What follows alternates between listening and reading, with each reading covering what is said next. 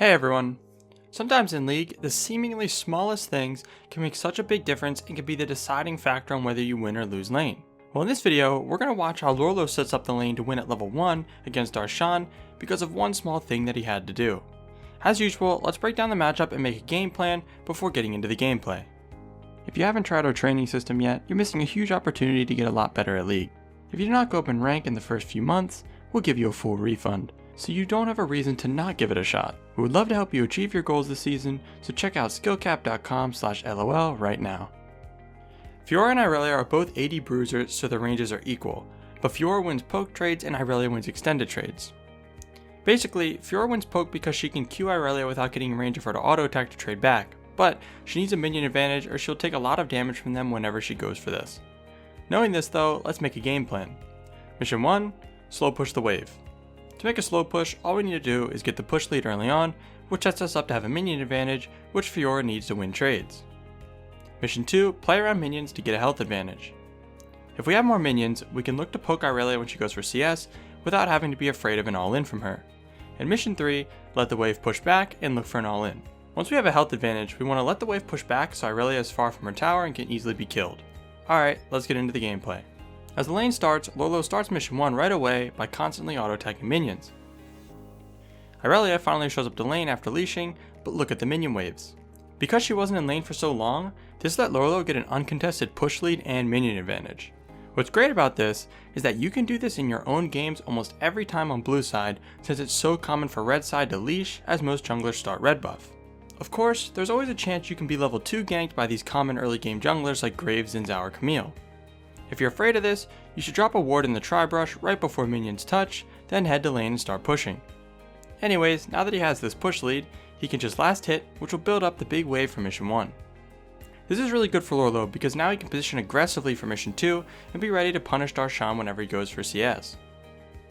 Darshan knows he can't walk up, so he uses his E to grab that last hit.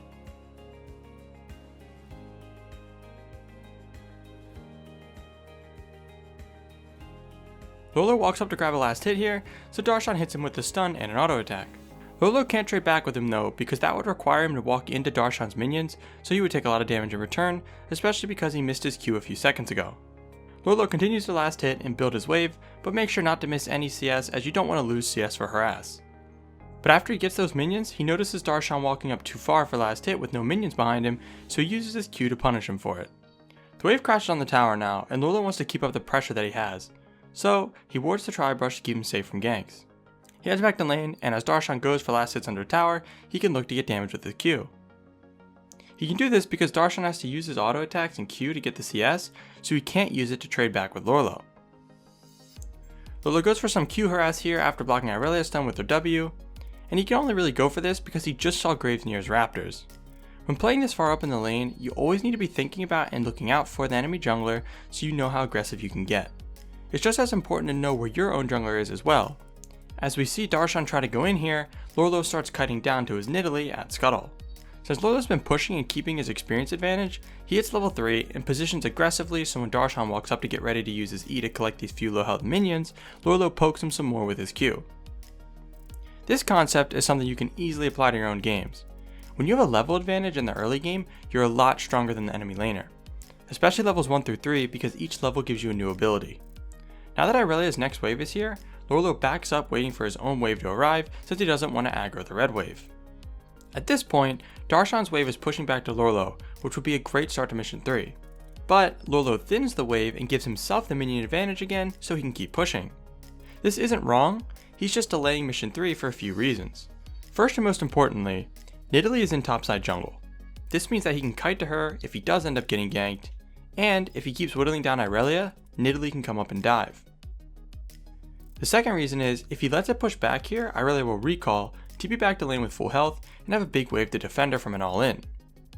This is fine as it still forces Irelia to use TP and she'll miss a lot of minions as it pushes, but since he has vision and his jungler is top, he can punish harder by keeping his pressure and continuing poking. With all that being said, if this was your own game and your jungler wasn't topside like this, and you had no clue where the enemy jungler is, it's better to let it push back. If you constantly push like this, you will definitely get ganked.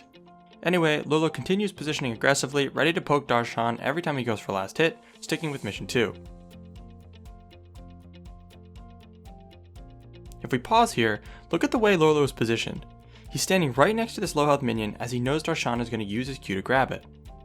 He wants to position this way since he's about to hit level 4, and as soon as he does, he goes in for a trade even though he's fighting inside Aurelia's wave. He can do this because of the health advantage he has from winning most of the trades so far, and because of the level advantage he just got. After winning that trade so hard, Darshan is really low and needs to recall. Lourlo knows this, so he starts shoving as fast as he can. Darshan doesn't finish his recall though, because he sees Lourlo's jungler ganking mid, so he knows he's not going to get dove 2v1. He feels confident that he can outplay if Lourlo tries to solo dive him. Lourlo's shoving the wave right now though, which is really important when the enemy laners should be recalling, because if you don't crash the wave, they can TP back with full health and freeze, which would also force you to burn your TP as well. But if you fully shove like Lourlo's doing, you can recall and save TP, giving you a TP advantage. Lourlo finishes clearing the wave, and it starts crashing on the tower. He thinks Darshan's going to use Q to this low health minion like before, so he gets some nice damage with his own Q. And just like last time, look at Lourlo's positioning. He's ready to punish when Darshan goes for a last hit, and positioning this way makes Darshan hesitate when going for last hits, forcing him to miss some just like this. Lourlo does something pretty cool here though. By walking back like this, he makes Darshan feel safe to go for this last hit, which baits him into using Q, and since Lourlo predicted this, he used his own Q to poke him some more. Aurelia's next wave has now arrived, and Aurelia is heading off to recall.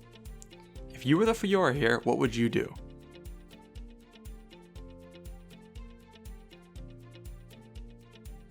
When your opponent recalls with teleport, they'll quickly come back to lane with more health and more items than you.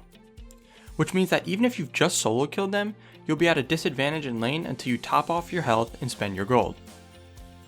Because of this, the first things you want to think about when your opponent recalls is, how quickly can I push the wave, and how do I set up the wave for an optimal recall?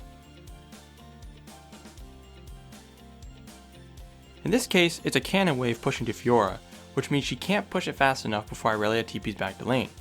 She would TP on top of the wave with the health and item advantage, giving her the option to look for an all-in or freeze. If the cannon wasn't there, Fiora may be able to push another wave if she needed more gold for a key item, but there's still a chance Aurelia gets there first. So, they both recall and TP back to lane.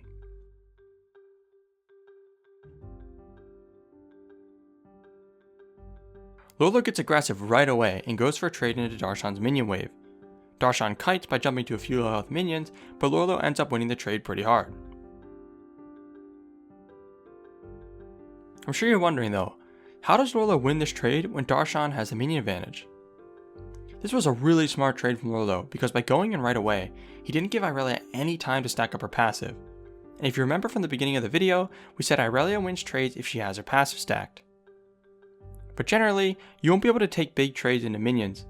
This was a matchup specific trade. After that, Lourlo has a huge health advantage for mission 2, and the wave is pushing back for mission 3. This is exactly what you want the lane to look like. Darshan is completely screwed here since he doesn't have TP and the wave is pushing to Lourlo. He can easily be ganked or even solo killed as he's going to be really far from his tower, making it dangerous to stay in lane. Anyways, as Lourlo lets the wave push back, he's not doing anything crazy or playing really aggressive because he knows how bad of a spot Darshan is in. Instead, he is just playing patient, ready to punish Darshan every time he goes for last hit, and uses the same movement trick that he used earlier to get some more damage off.